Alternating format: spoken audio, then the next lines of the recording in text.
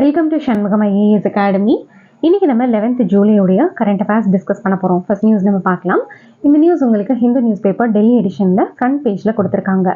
West Bengal suit against CBI probes maintainable says supreme court. So West Bengal state government வந்துட்டு supreme கோர்ட்டில் ஒரு lawsuit file பண்ணியிருக்காங்க.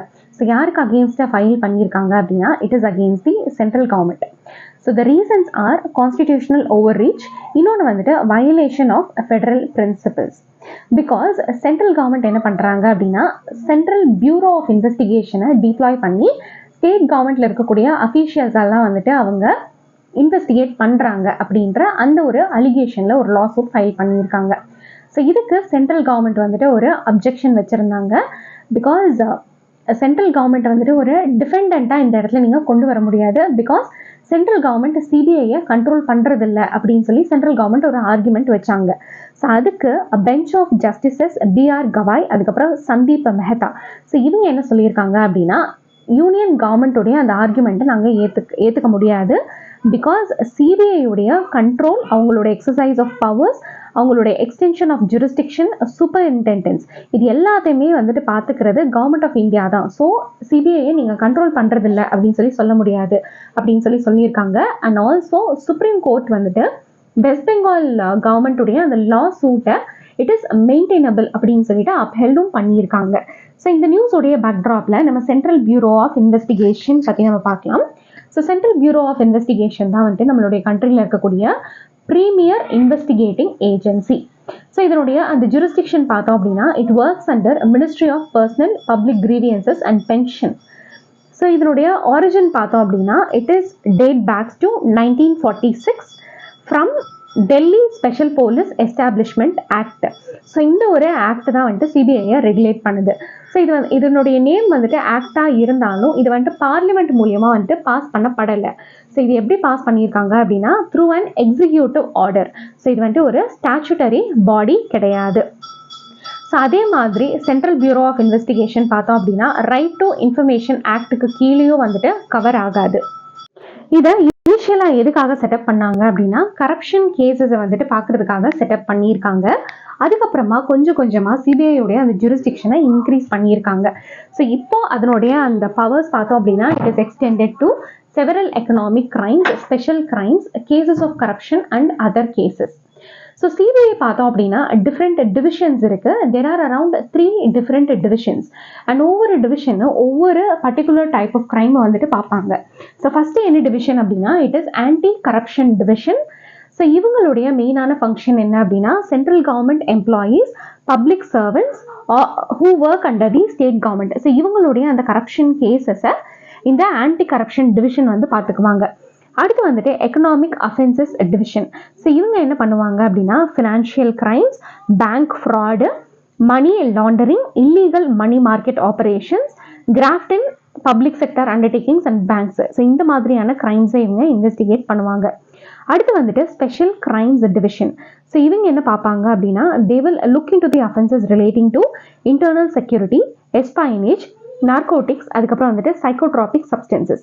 So இது ரிகார்டிங்கான investigation எல்லாம் பண்ணுறது ஸ்பெஷல் கிரைம்ஸ் டிவிஷன்.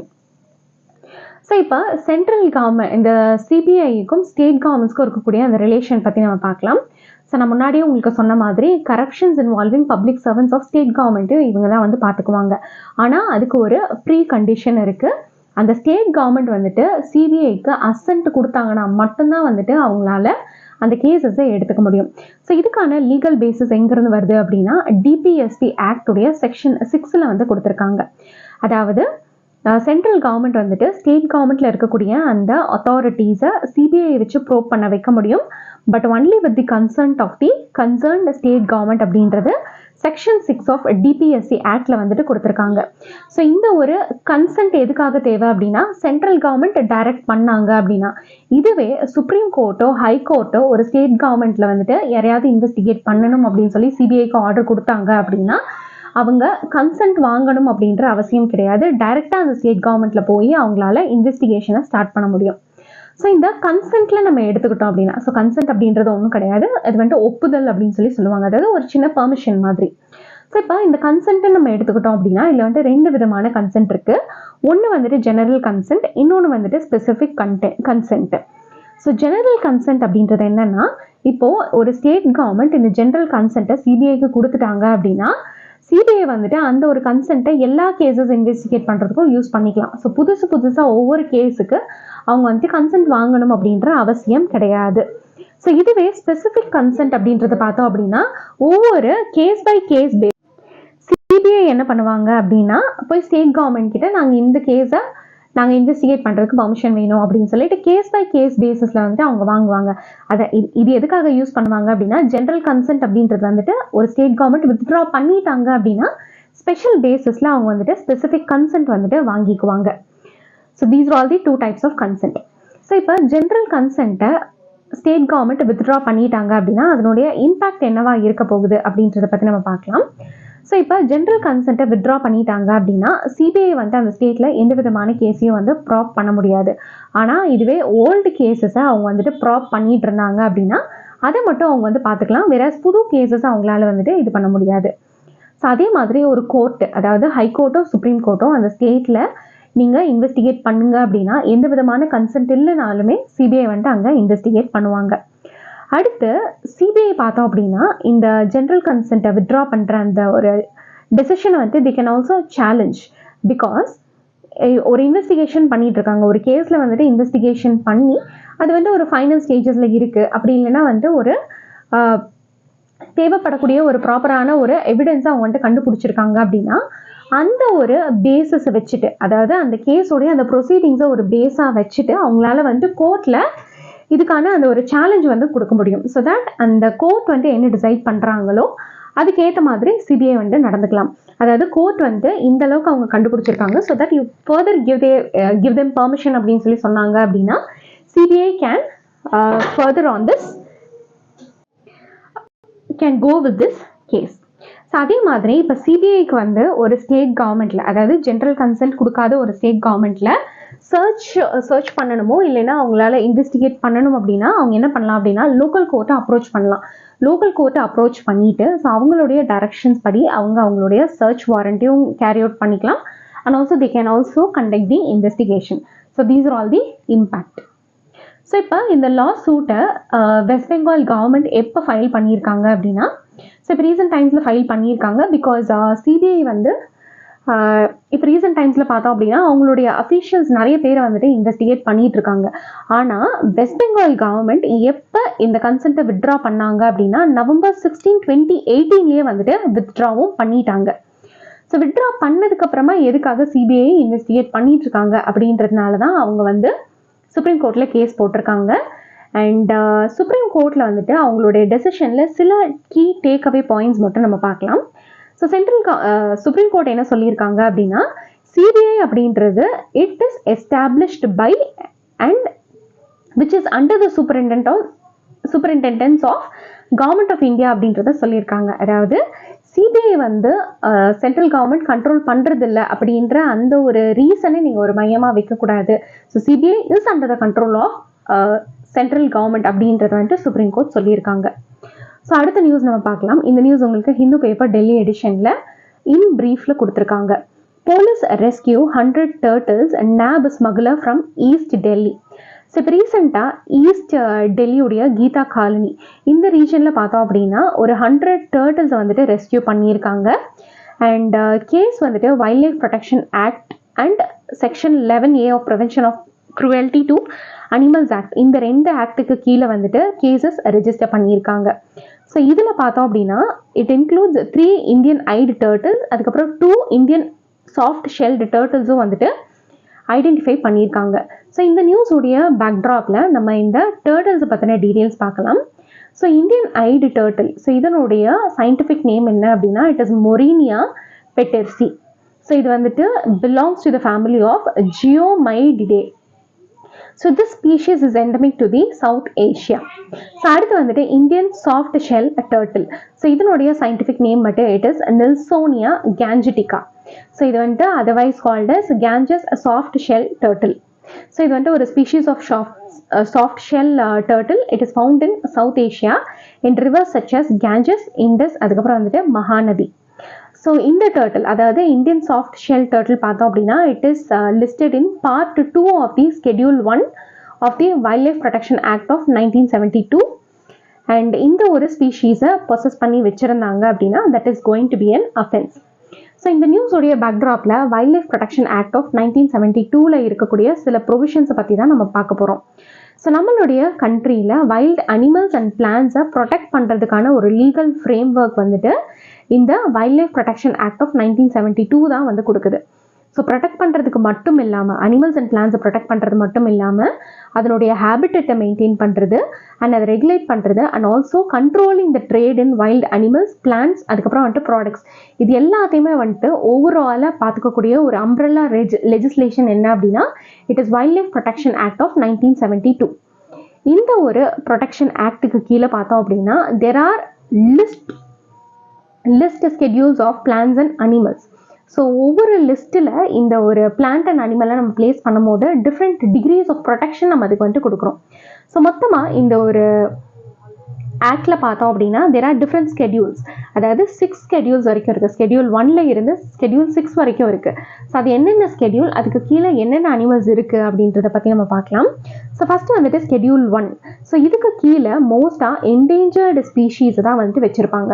அதாவது இந்த மாதிரியான ஸ்பீஷீஸை நம்ம ரிகரஸாக ப்ரொடெக்ட் பண்ணணும் அப்படின்ற மாதிரியான ஸ்பீஷீஸை தான் இதில் வச்சுருப்பாங்க. ஸோ இந்த ஒரு ஸ்கெடியூலில் மென்ஷன் பண்ணியிருக்கக்கூடிய அனிமலில் யாராவது ட்ரேட் பண்ணாலோ இல்லைனா த்ரெட்டன் பண்ணாலோ அவங்களுக்கு வரக்கூடிய இந்த பெனால்ட்டிஸ் பார்த்தோம் அப்படின்னா ரொம்ப சிவியராக இருக்கும். ஸோ இந்த ஸ்பீஷீஸ் பார்த்தோம் அப்படின்னா ஒரு பர்சன் ஹண்ட் பண்ணக்கூடாது. So there are some situations. So அந்த சிச்சுவேஷன்ஸில் மட்டும்தான் வந்துட்டு நம்ம அதை ஹண்ட் பண்ணுமே தவிர மற்றபடி வந்துட்டு அதை ஹண்ட் பண்ணக்கூடாது. ஃபார் எக்ஸாம்பிள் ஹியூமன் லைஃபுக்கு அது வந்துட்டு ஒரு த்ரெட்டனிங்காக இருக்குது அப்படின்னும் போது பண்ணலாம். அதே மாதிரி அதுக்கு வந்துட்டு ஒரு டிசீஸ் இருக்குது, அதை வந்துட்டு ரெக்கவர் பண்ண முடியாத ஒரு நிலைமையில் இருக்குது அப்படின்னும் போது அந்த டைமில் அதை கில் பண்ணலாம். ஃபார் எக்ஸாம்பிள் சில டைம்லலாம் வந்துட்டு டைகர்ஸை மேன் ஈட்டர் அப்படின்னு சொல்லி ஒரு டேக் கொடுத்து அதுக்கப்புறமா தான் வந்துட்டு மேபி அதை வந்துட்டு கேப்சர் பண்ணுவாங்க, அப்படி இல்லைன்னா வந்துட்டு கில் பண்ணுவாங்க. ஸோ இது எல்லாமே because it is under schedule 1. So அப்போ ஸ்கெடியூல் 1க்கு கீழே இருக்கிறத நம்ம வந்துட்டு ஹண்ட் பண்ணணும் அப்படின்னா அதுக்கு வந்துட்டு ஒரு எக்ஸ்ட்ராடினரியான ஒரு எக்ஸப்ஷனல் சிச்சுவேஷன் வந்துட்டு இருக்கணும்.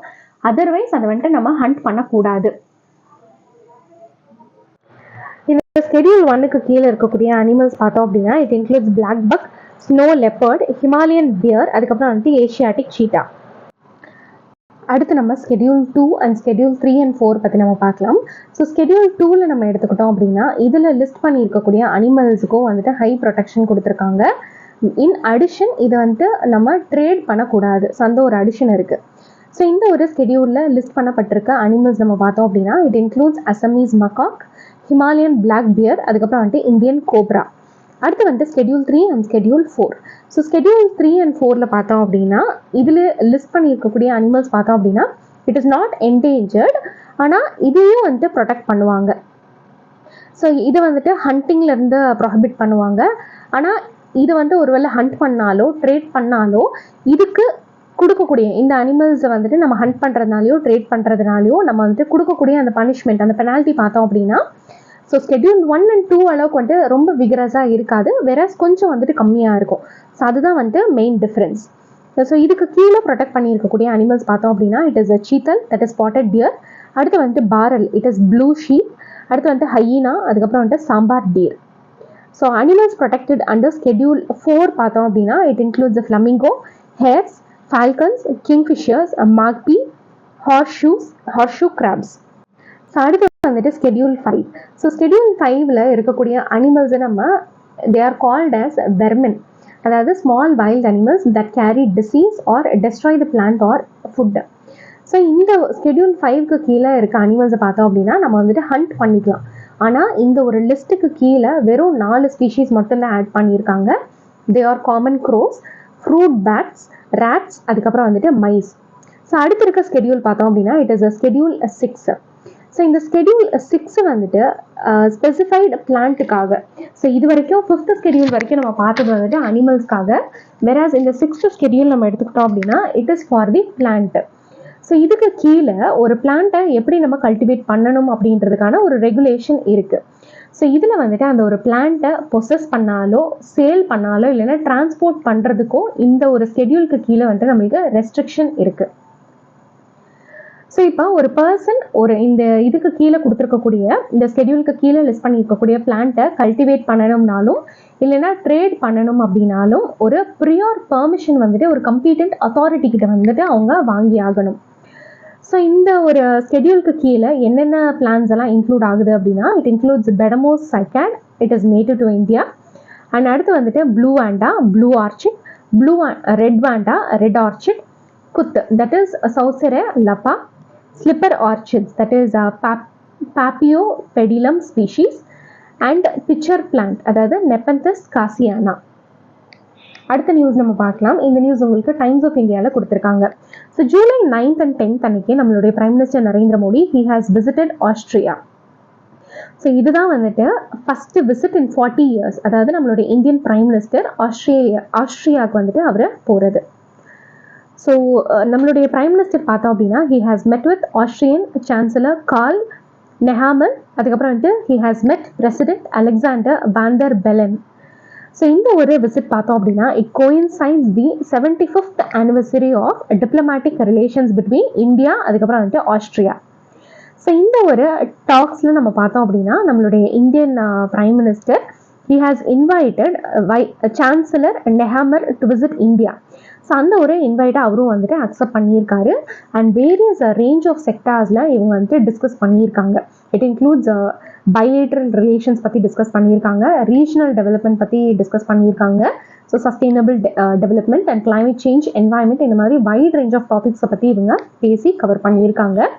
இந்த நியூஸுடைய பேக்ட்ராப்பில் இந்தியா அண்ட் ஆஸ்திரியாவுடைய பைலேட்ரல் ரிலேஷன்ஸை பற்றி நம்ம பார்க்கலாம். So first let us look in to the political relations. So diplomatic ties வந்து எப்போ இந்தியாவுக்கும் ஆஸ்திரியாவுக்கும் ஸ்டார்ட் ஆச்சு அப்படின்னா it has started in 1949. So over the years இந்த ஃப்ரெண்ட்ஷிப் வந்துட்டு it has built up on high level visit, bilateral agreements நம்ம நிறைய சைன் பண்ணியிருக்கோம். அதே மாதிரி we have participated in the international forums also. So இந்தியாவும் ஆஸ்திரியாவும் நிறைய மல்டிலேட்ரல் பிளாட்ஃபார்ம்ஸை கோஆப்ரேட் பண்ணி ஒர்க் பண்ணியிருக்காங்க. It includes United Nations. இதில் வந்துட்டு emphasis of issues like climate change, sustainable development and global peace, இது எல்லாத்துக்குமே பார்த்தோம் அப்படின்னா இந்தியா ஆஸ்திரேலியா ரெண்டு பேருமே சேர்ந்து வந்துட்டு அவங்களுடைய வாய்ஸை கொடுத்துருக்காங்க. அடுத்து வந்துட்டு எக்கனாமிக், அதுக்கப்புறம் வந்துட்டு ட்ரேட் ரிலேஷன்ஸ். ஸோ நம்ம ட்ரேட் வால்யூம் நம்ம எடுத்துக்கிட்டோம் அப்படின்னா இந்த ட்ரேட் இஸ் ஸோ பேலன்ஸ்ட். அதாவது எந்த அளவுக்கு இம்போர்ட் பண்ணுறோமோ அதே அளவுக்கு வந்துட்டு எக்ஸ்போர்ட்டும் நடந்துட்டு இருக்கு. According to statistic Austria for 2021 இந்தியாவுடைய எக்ஸ்போர்ட்ஸ் டு ஆஸ்திரியா பார்த்தோம் அப்படின்னா it was $1.29 billion. whereas imports நம்ம பார்த்தோம் அப்படின்னா it is $1.18 billion. So key exports to Austria. So India வந்துட்டு என்னென்னலாம் எக்ஸ்போர்ட் பண்ணிட்டு இருக்காங்க அப்படின்னா it is electronic goods, apparels, textiles, footwears, rubber articles, vehicles and railway parts, electrical machinery and mechanical appliances.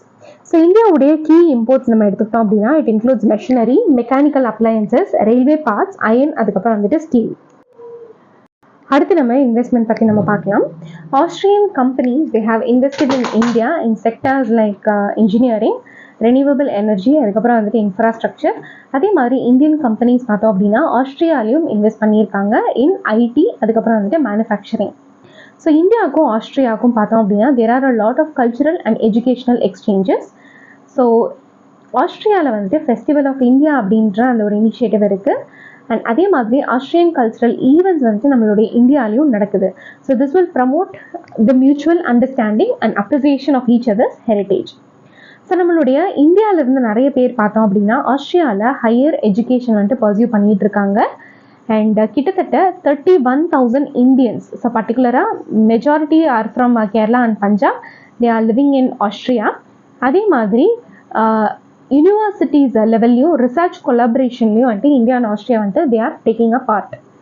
So இந்த நியூஸுடைய பேக்ட்ராப்பில் நம்ம ஜியாகிரபிக்கல் லொக்கேஷன் ஆஃப் ஆஸ்திரியாவும் நம்ம வந்துட்டு தெரிஞ்சுக்கணும். ஸோ இதனுடைய கேபிட்டல் பார்த்தோம் அப்படின்னா இட் இஸ் வியன்னா. ஸோ இந்த ஆஸ்திரியா வந்து எந்தெந்த கண்ட்ரீஸை பார்டர் பண்ணியிருக்கு அப்படின்றது வந்துட்டு it is important from your prelims perspective. It is bordered by Czech Republic, Germany, Italy, அதுக்கப்புறம் வந்துட்டு ஸ்லோவேனியா. அதாவது this is a country in Europe. அந்த யூரோப்பியன் கண்ட்ரீஸில் it is one among the nation. So அடுத்த news நம்ம பார்க்கலாம். இந்த news உங்களுக்கு இந்தியன் எக்ஸ்பிரஸில் கொடுத்துருக்காங்க. Jammu and Kashmir terror attack dealing with Pakistan without playing did for dot. So இப்போ ரீசெண்ட் டைம்ஸில் நம்ம பார்த்தோம் அப்படின்னா ஜம்மு அண்ட் காஷ்மீரில் பாகிஸ்தான் பேஸ்டு டெரரிசம் அப்படின்றது வந்து ரொம்ப அதிகமாயிட்டு இருக்கு. So this shows that Pakistan sponsored terrorism அப்படின்றது ஜம்மு அண்ட் காஷ்மீரில் அதிகமாக இருக்குது. ஸோ இது வந்து பல டீகேட்ஸாக நம்ம வந்துட்டு பாகிஸ்தானோட ஒரு பேச்சுவார்த்தையில் இருக்கும். பட் ஸ்டில் இந்த ஒரு பாகிஸ்தானி ஸ்பான்சர் டெரரிசம் அப்படின்றது ரியல் கிரவுண்டில் அதிகமாக இருக்குது. இந்த ரீசன்ட் டைம்ஸில் இது இன்னும் வந்துட்டு அதிகமாக இருக்குன்றதை இந்த ஒரு ஆர்டிக்கலில் சொல்லியிருக்காங்க. So the reality of Pakistan sponsor terrorism in Jammu and Kashmir. So இதனுடைய ஹிஸ்டாரிக்கல் கண்டெக்ஸ்ட் பற்றி நம்ம பார்க்கலாம். ஸோ ஜம்மு அண்ட் காஷ்மீர் இது வந்துட்டு ஒரு கான்ஃப்ளிக்ட் ஏரியாவாக எப்போ உருவாச்சு அப்படின்னா it is during the partition. அதாவது இந்தியாவை சேர்ந்ததா இல்லைன்னா பாகிஸ்தானை சேர்ந்ததா அப்படின்ற மாதிரியான ஒரு கன்டென்ஷன் இருந்தது. பிகாஸ் காஷ்மீரில் இருக்கக்கூடிய மெஜாரிட்டி ஆஃப் த பீப்புள் பார்த்தோம் அப்படின்னா தே வேர் முஸ்லிம்ஸ். ஸோ வேறாஸ் அதனுடைய ரூலர் பார்த்தோம் அப்படின்னா he belongs to a Hindu. So அதனால் இது வந்துட்டு இந்தியாவுக்கு சேரணுமா இல்லைன்னா பாகிஸ்தானுக்கு சேரணுமா அப்படின்ற மாதிரி there is a lot of questions. And instrument of accession மூலியமாக தான் வந்துட்டு ஜம்மு அண்ட் காஷ்மீர் நம்மளுடைய இந்தியாவோட சேர்ந்தது. ஸோ இந்த ஒரு இன்ஸ்ட்ருமெண்ட் ஆஃப் அசெஷன் தான் வந்துட்டு it is a conflict point between India and Pakistan. So இது வந்து இந்தியாவோட சேர்ந்ததுக்கு அப்புறமா பாகிஸ்தான் என்ன பண்ணியிருக்காங்க அப்படின்னா நிறையா ப்ராக்ஸி வார்ஸை இந்தியாவுக்கு அகெயின்ஸ்டாக அவங்க வந்துட்டு பண்ணிட்டு இருக்காங்க. ஸோ இப்போ டெரரிசம்க்கு பார்த்தோம் அப்படின்னா டைரெக்டாக அவங்க வந்துட்டு ஃபண்ட் பண்ணிட்டு இருக்காங்க. ஸோ பாகிஸ்தானுடைய அந்த இன்டர் சர்வீசஸ் இன்டெலிஜென்ஸ், அதாவது ISI அப்படின்னு சொல்லுவாங்க. ஸோ இதுதான் வந்துட்டு பாகிஸ்தானுடைய மிலிட்டரி. ஸோ இவங்க என்ன பண்ணுறாங்க அப்படின்னா எல்லா விதமான சப்போர்ட்டும் வந்துட்டு டெரர் குரூப்ஸுக்கு வந்து கொடுத்துட்ருக்காங்க. It includes training, funding, logistical support, இதெல்லாம் வந்து கொடுத்துட்ருக்காங்க. Particularly for the organisations like Jaish e Mohammed, அதுக்கப்புறம் வந்துட்டு லஷ்கர்-இ தைபா. ஸோ இந்த குரூப்ஸுக்கு வந்து மெட்டீரியல் சப்போர்ட் மட்டும் கொடுக்கறது இல்லாமல் ஒரு சேஃப் ஹெவனையும் வந்துட்டு பாகிஸ்தான் பார்டர்ஸில் ISI வந்து கொடுத்துட்ருக்காங்க. ஸோ இவங்களுடைய ஸ்ட்ராட்டஜிக்கான அப்ஜெக்டிவ் என்ன அப்படின்னா ஒன்று வந்து ஜம்மு அண்ட் காஷ்மீர் இஷ்யூவை அலைவாகவே வச்சுக்கிறது. அதாவது அங்கே வந்துட்டு இந்த மாதிரி நிறைய தாக்குதல்களை நடத்துறதுனால ஸோ இந்த ப்ராப்ளம்ஸ் வந்துட்டு நம்மளுக்கு பைலேட்டரலாக இன்னும் சால்வ் ஆகலை அப்படின்றது ஒரு இன்டர்நேஷ்னல் கம்யூனிட்டிக்கு வந்துட்டு கண்டினியூஸாக கொடுக்கக்கூடிய ஒரு சிக்னலாக அவங்க வந்து எடுத்துகிட்டு இருக்காங்க. அதே மாதிரி இந்தியாவுடைய அந்த செக்யூரிட்டியை ஒரு வீக்கன் பண்ணுறதுக்கான ஒரு யுக்தியாகவும் வந்து பாகிஸ்தான் இதை பயன்படுத்திட்டு இருக்காங்க. ஸோ இப்போ பல வருடங்களாக, அதாவது நம்ம வந்துட்டு 1947 இந்த ஒரு ப்ராப்ளம் பர்சிஸ்டன்ஸாக நம்மக்கிட்ட இருந்துகிட்டே இருக்குது. ஸோ இது வந்துட்டு நம்மளால் சால்வ் பண்ண முடியாததுக்கு நிறைய சேலஞ்சஸ் இருக்குது. அந்த சேலஞ்சஸ் என்ன அப்படின்றத நம்ம பார்க்கலாம். ஸோ இதில் ஃபஸ்ட்டு இருக்கக்கூடிய மேஜர் சேலஞ்ச் என்ன அப்படின்னா political constraints and public sentiment. So இந்தியாவுக்கு வந்து ஒரு மேஜரான ஸ்லோகன் இருக்குது, அதாவது terror and talks cannot go together அப்படின்ற ஒரு பாலிசி வந்துட்டு நம்மளோட இந்தியா ஃபாலோ பண்ணிட்டு இருக்காங்க. அதாவது பாகிஸ்தான் எப்போ வந்துட்டு டெரரிசமை ஸ்டாப் பண்ணுறாங்களோ அப்போ தான் நம்ம வந்துட்டு டயலாகாக அவங்க கூட ஸ்டார்ட் பண்ணுவோம் அப்படின்றது வந்துட்டு it is already there. So அதே மாதிரி பாகிஸ்தானுடைய ஃபார்மர் பிரைம் மினிஸ்டர் பார்த்தோம் அப்படின்னா ஹீஸ் இம்ரான் கான். ஸோ இவர் வந்துட்டு ஜம்மு அண்ட் காஷ்மீருடைய அந்த ஸ்பெஷல் ஸ்டேட்டஸை ரிவோக் பண்ணதுக்கப்புறமா இவர் வந்துட்டு ஒரு ஹார்ட்லைன் ஸ்டாண்ட்ஸ் எடுத்தார். அதாவது இந்த ஒரு மூவை இந்தியா வந்துட்டு ரிவர்ஸ் பண்ணுற வரைக்கும் நாங்களும் எந்த விதமான டாக்ஸும் நம்ம வந்துட்டு பண்ண மாட்டோம் அப்படின்னு சொல்லி பாகிஸ்தானை ஒரு ஹார்ட்லைன் ஸ்டாண்ட்ஸ் எடுத்தாங்க. ஸோ இது வந்துட்டு ஒரு கிரேட் சேலஞ்சாக இருக்குது ரெண்டு பேருமே வந்துட்டு அவங்களுடைய டயலாகை கண்டினியூ பண்ணாமல் இருக்கிறதுக்காக. அண்ட் அடுத்து பார்த்தோம் அப்படின்னா ரோல் ஆஃப் மிலிட்டரி, அதுக்கப்புறம் வந்துட்டு ஸ்ட்ராட்டஜிக் கால்குலேஷன்ஸ். இப்போது நம்ம பாகிஸ்தான் நம்ம எடுத்துக்கிட்டோம் அப்படின்னா பாகிஸ்தானில் மெயினாக கவர்மெண்ட்டில் வந்துட்டு பவர் இருந்தாலுமே மேஜரான பவர் யார்கிட்ட இருக்குது அப்படின்னா மிலிட்ரி கிட்ட தான் இருக்குது. ஸோ மிலிட்ரி வந்துட்டு எப்போதுமே இந்தியாவோட ஒரு அட்வர்சரியல் போஸ்டர் தான் வந்துட்டு அவங்க மெயின்டைன் பண்ணிட்டு இருக்காங்க. ஸோ மிலிட்ரி வந்துட்டு இந்தியாவுக்கு ஃபேவரபுளாக இல்லாத வரைக்கும் நம்மளால எந்த விதமான டாக்ஸும் அவங்களோட நடத்த முடியாது. அடுத்து பார்த்தோம் அப்படின்னா எக்கனாமிக், அதுக்கப்புறம் வந்துட்டு ட்ரேட் டைனமிக்ஸ். ஸோ இந்தியாவுக்கும் பாகிஸ்தானுக்கும் பொட்டென்ஷியலாக பில்ட் பண்ணுறதுக்கு நிறைய ட்ரேட் வந்துட்டு இருந்தாலும் நம்ம வந்துட்டு அதை யூட்டிலைஸ் பண்ணிக்கிறது இல்லை. பிகாஸ் ஆர்டிகல் 370 அப்படின்றத ரிவோகேட் பண்ணதுக்கு அப்புறமா பாகிஸ்தான் வந்துட்டு இந்தியாவோட ட்ரேட் பண்ணுறதை சஸ்பெண்ட் பண்ணிட்டாங்க. ஸோ இப்போ நிறைய பாகிஸ்தானில் இருக்கக்கூடிய நிறைய இண்டஸ்ட்ரீஸ் வந்துட்டு இந்த ஒரு சஸ்பென்ஷனை வந்துட்டு ரிவோக் பண்ணணும் அப்படின்னு சொல்லிட்டு இருக்காங்க. ஆனால் பொலிட்டிக்கல் அண்ட் மிலிட்ரி கன்சிடரேஷன்ஸ்னால எக்கனாமிக் இன்சென்டிவ்ஸில் நம்மளால் வந்துட்டு அதிகமாக கான்சென்ட்ரேட் பண்ண முடியறதில்ல. ஒருவேளை நம்ம எக்கனாமிக் திங்கில் நம்ம வந்துட்டு கான்சென்ட்ரேட் பண்ணணும் அப்படின்னா இது வந்துட்டு ஈஸ் ஆகிறதுக்கான வாய்ப்புகள் ரொம்ப அதிகமாக இருக்குது. அண்ட் அடுத்து பார்த்தோம் அப்படின்னா எக்ஸ்டர்னல் இன்ஃப்ளூயன்சஸ், அதுக்கப்புறம் வந்துட்டு ஜியோ பொலிட்டிக்கல் ஃபேக்டர்ஸ். அடுத்து வந்துட்டு சைனா பாகிஸ்தானோட ரொம்ப க்ளோஸாக இருக்கிறது. சைனா அண்ட் பாகிஸ்தானுக்கு இடையில பார்த்தோம் அப்படின்னா there is a greater economic, அதுக்கப்புறம் வந்துட்டு மிலிட்ரி பார்ட்னர்ஷிப். ஸோ இந்த ஒரு காம்ப்ளெக்ஸ் ரிலேஷனும் நம்மளுடைய அந்த டயலாகை ஹிண்டர் பண்ணுது. அண்ட் அதே மாதிரி பார்த்தோம் அப்படின்னா இந்தியாவுக்கு வந்து it has a very close ties with United States, அதுக்கப்புறம் அதர் வெஸ்டர்ன் கண்ட்ரீஸ். ஸோ இந்த ஒரு அப்ரோச்சும் வந்துட்டு பாகிஸ்தானுக்கு பிடிக்கிறது இல்லை. So there are a lot of challenges in dialogue. So இதுக்கான வே ஃபார்வர்டு என்ன அப்படின்றத பற்றி நம்ம பார்க்கலாம். ஸோ ஃபஸ்ட்டு வந்துட்டு we should have a enhanced security infrastructure. அதாவது நம்மளுக்கு வந்துட்டு ஒரு இன்டெலிஜென்ஸ் கேதரிங் கேப்பபிலிட்டிஸை நம்ம வந்துட்டு இன்க்ரீஸ் பண்ணணும். அதே மாதிரி we have to modernise the equipment and well trained security forces வந்துட்டு நம்ம வச்சுக்கணும். And also we should use some advanced technologies like drones, அதுக்கப்புறம் வந்துட்டு surveillance system and cyber intelligence. So இதெல்லாம் வந்துட்டு நம்ம யூஸ் பண்ணணும். அடுத்து வந்துட்டு கம்யூனிட்டி என்கேஜ்மெண்ட். அங்கே இருக்கக்கூடிய ஜம்மு அண்ட் காஷ்மீரில் இருக்கக்கூடிய பீப்புளோடைய என்கேஜ்மெண்ட் இல்லாமல் நம்மளால டெரரிசமாக 100% ஒதுக்க முடியாது. ஸோ இந்த கம்யூனிட்டி என்கேஜ்மெண்ட்க்கு நம்ம என்ன பண்ணணும் அப்படின்னா அங்கே லோக்கல் பீப்புளில் இருக்கக்கூடிய அவங்களுடைய ட்ரஸ்ட்டை நம்ம வந்துட்டு பில்ட் பண்ணணும். So we have to create local employment and we have to improve the infrastructure and we should also ensure access to education and also healthcare. அடுத்து வந்துட்டு டார்கெட்டட் ஆப்ரேஷன்ஸ். அதாவது எந்தெந்த டெரரிஸ்ட் ஆர்கனைசேஷன்ஸ் இருக்கோ அவங்கள வந்துட்டு நம்ம டார்கெட்டடாக தாக்குறது அண்ட் அவங்களுடைய நெட்ஒர்க்ஸை மட்டும் நம்ம வந்துட்டு தாக்குறது it is so crucial. Because இந்த தாக்குதல்களில் லோக்கல் பீப்புள் வந்துட்டு அஃபெக்ட் ஆனாங்க அப்படின்னா மிலிட்ரி பர்சனல்ஸ் மேலே அவங்களுக்கு வந்துட்டு ஒரு டிஸ்ட்ரஸ்ட் டெவலப் ஆகிடும். ஸோ இது வந்துட்டு ஒரு மேஜரான ஸ்ட்ராட்டஜியை நம்ம வந்துட்டு ஃபாலோ பண்ணணும். அண்ட் அடுத்து பார்த்தோம் அப்படின்னா we should have a bilateral dialogue. இதுக்கு முன்னாடி நான் சொன்ன அந்த சேலஞ்சஸ் எல்லாமே இருந்தாலும் நம்ம வந்துட்டு ஒரு சஸ்டெயினபிளான ஒரு டிப்ளமேட்டிக் எஃபர்ட்ஸை பாகிஸ்தானோட நம்ம வந்துட்டு ஸ்டார்ட் பண்ணுறது it is so crucial. First வந்துட்டு நம்ம எக்கனாமிக் இன்ட்ரெஸ்ட்டை நம்ம கான்சென்ட்ரேட் பண்ணணும் அப்படின்னா இந்த மிலிட்ரி கன்சர்ன்ஸ் எல்லாம் வந்துட்டு தானாகவே கம்மியாகிறதுக்கான வாய்ப்புகள் வந்து ரொம்ப அதிகமாக இருக்குது. அடுத்து வந்துட்டு we have to leverage some of the international forums. அதாவது யுனைடெட் நேஷன்ஸ் நம்ம யூஸ் பண்ணலாம். அதே மாதிரி financial action task force. So இந்த மல்டிலேட்டரல் ஆர்கனைசேஷன்ஸ் எல்லாம் வந்துட்டு நம்ம பாகிஸ்தானுக்கு அகெயின்ஸ்டாக நம்மளால யூஸ் பண்ணலாம். பிகாஸ் இந்த ஆர்கனைசேஷன்ஸ் எல்லாம் வந்துட்டு they R against terrorism. So இந்த ஆர்கனைசேஷன்ஸ் வந்துட்டு பாகிஸ்தானை ப்ரெஷரைஸ் பண்ணாங்க அப்படின்னா Pakistan will reduce it's terror financing. அடுத்த நியூஸ் நம்ம பார்க்கலாம். இந்த நியூஸ் வந்துட்டு உங்களுக்கு தி வீக்ல கொடுத்துருக்காங்க. Madhya Pradesh launches probe into alleged irregularities poaching in new tiger reserve. So இந்த நியூஸுடைய பேக்ட்ராப்ல வீரங்கனா துர்காவதி டைகர் ரிசர்வை பற்றி நம்ம பார்க்கலாம். ஸோ இது எங்கே இருக்குது அப்படின்னா it is present in Madhya Pradesh, that is in across Sagar, Damoh, அதுக்கப்புறம் வந்துட்டு Narsinghpur district. It encompasses areas within Nauradehi Wildlife Sanctuary and Durgavati Wildlife Sanctuary. So மத்திய பிரதேஷில் அனௌன்ஸ் பண்ண 7th டைகர் ரிசர்வ் இதுதான். ஸோ இந்த ஒரு நேம் எப்படி வந்தது அப்படின்னா so it is named after Rani Durgavati. So she is the queen of Gondi people. And இந்த ஒரு டைகர் ரிசர்வில் பார்த்தோம் அப்படின்னா நர்மதா, அதுக்கப்புறம் வந்துட்டு யமுனா ரிவர் பேசன்ஸ் வந்துட்டு ஃபாலோ ஆகுது. இந்த ஒரு ரிசர்வ்ல சிங்கோ கார் ஃபோர்ட் வந்து இருக்கு. அண்ட் இங்கே இருக்கக்கூடிய காமனான வெஜிடேஷன் வந்து it is dry deciduous type. So இங்கே வந்துட்டு they are providing with a green corridor linking Panna tiger reserve with the Durgavati. It will be developed for the natural movement of the tiger in the new reserve. அடுத்த news நம்ம பார்க்கலாம். இந்த news உங்களுக்கு various பேப்பர்ஸில் கொடுத்துருக்காங்க. That is it is given in the Indian Express explained session. It is also given in Times of India and Economic Times. இப்போ ரீசெண்டாக நம்மளுடைய prime minister Narendra Modi he has received ரஷ்யாவுடைய highest civilian honor, that is the Order of Saint Andrew.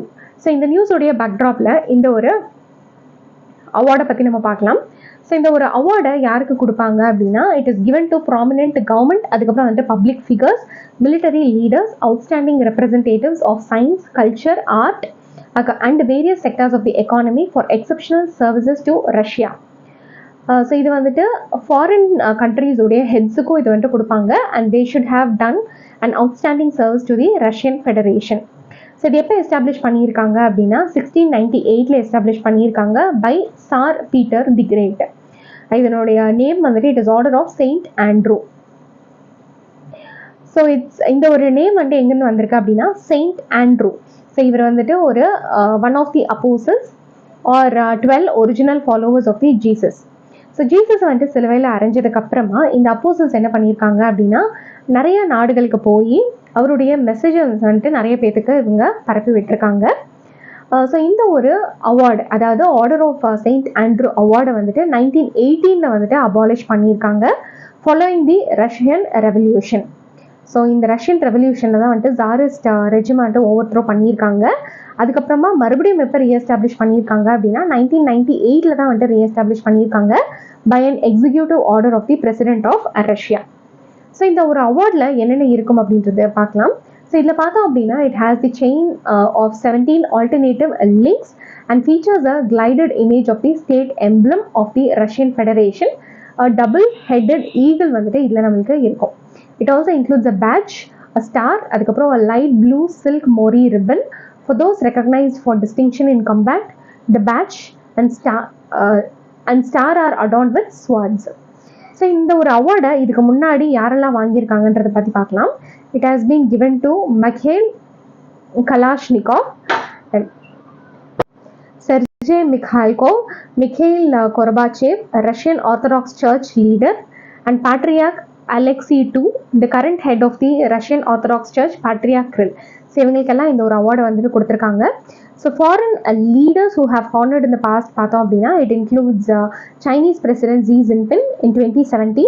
அதுக்கப்புறம் வந்துட்டு former president of Kazakhstan Nur Sultan Nazarbayev. So இவங்களுக்கு வந்துட்டு கொடுத்துருக்காங்க. So this is all about today's important current affairs. நாளைக்கு இன்னொரு set of current அஃபேர்ஸோடு நான் உங்களை மீட் பண்ணுறேன். டில் தென் கீப் வாட்சிங் அவர் சேனல். தேங்க்யூ.